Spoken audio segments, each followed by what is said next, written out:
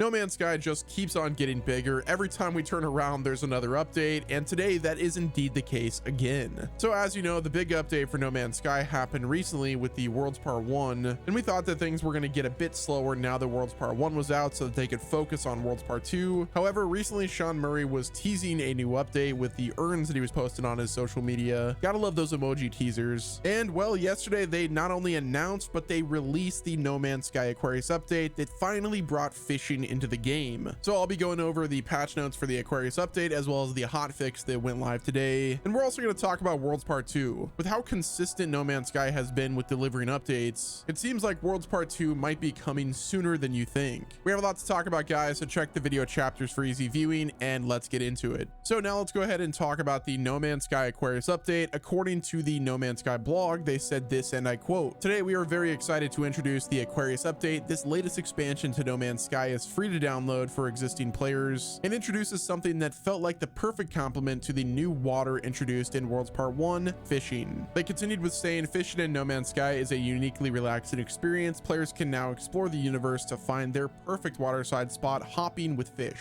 Sit and relax alone with your thoughts or stand alongside fellow travelers as you look out over alien vistas waiting for a bite. And the thrill of the catch lies in the fact that you never quite know what you're going to pull up. The variety of aquatic life ranges vastly from common minnow-like fish to huge alien marine mammals. Catches vary greatly from planet to planet, and dedicated anglers will have to travel far to find the rarest of fish." Next up, there's a new, vehicle added to the game, which is called the Exoskiff. Venture into the ocean on your deployable Exoskiff. This customizable fishing platform floats over the roughest seas and has its own bespoke cold storage inventory, making it the perfect way to hunt for those fish that are only found in deep waters. They then said that travelers who wish to complete their fishing log will have to explore a huge range of different environments and water conditions, as well as crafting specialist bait to attract rare catches and elusive legendary fish. They continued with, "And while you're waiting patiently to catch a bite, why not dredge for messages in a bottle from those who have passed this way before?" Now, the No Man's Sky Aquarius update also added automated fish traps, so you can get an automated fish trap blueprint and establish your own autonomous floating fish farm to gather fish while you explore somewhere else. Now, this update also brought the Aquarius expedition that starts today, and it will run approximately 6 weeks. You can go on a quest across the galaxy to catch fish, gather stories, and think about that one that got away. Now, players who complete the Aquarius expedition will earn a beautifully detailed set of deep sea customization parts, including a unique underwater jetpack. Now, with new fish, that also means that there's going to be new ways to cook items. So this update brought new cooking recipes. They said, of course, this newfound ability to farm in the lakes, seas, and oceans, you'll want to develop your cooking skills with all new recipes and ingredient combinations out there to be discovered. Some of the ones that they highlighted are marine steak, pickled fish, mollusk flesh,